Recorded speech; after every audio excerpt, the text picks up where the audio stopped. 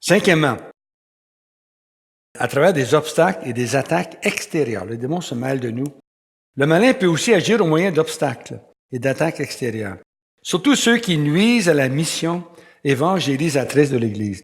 Jésus parle de Satan comme de celui qui sème de mauvaises herbes dans le champ de Dieu et qui arrache la parole de Dieu à ceux qui l'écoutent.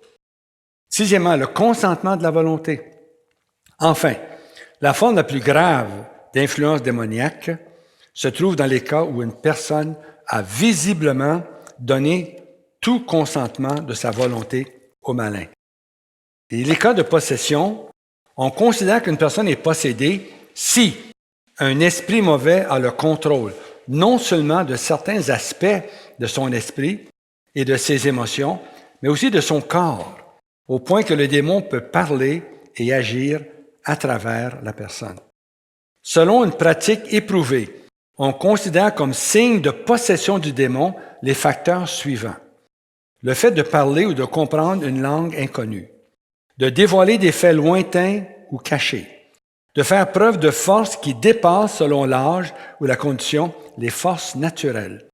Ces signes peuvent offrir quelques indications, mais puisqu'on ne doit pas attribuer nécessairement des signes de ce genre à l'influence du diable, il faut de plus être attentif à d'autres signes, principalement d'ordre moral et spirituel, qui, d'une autre manière, manifestent une intervention diabolique, comme par exemple une aversion virulente envers Dieu, le saint nom de Jésus, la bienheureuse Vierge Marie et les saints, l'Église, la parole de Dieu, les choses et les rites, en particulier ceux qui touchent les sacrements, les images saintes.